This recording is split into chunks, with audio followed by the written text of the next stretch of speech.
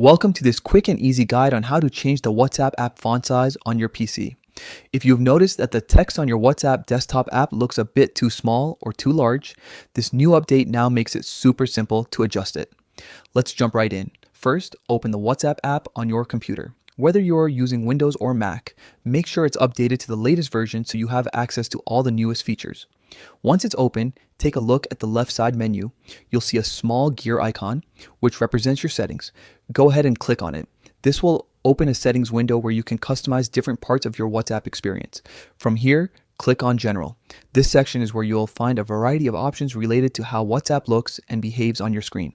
Look for the font size option. It's usually listed near the top of the general settings. Now, this is where you can make the change. WhatsApp gives you a few choices for font size, such as small, medium, or large. Choose the one that feels most comfortable for your eyes.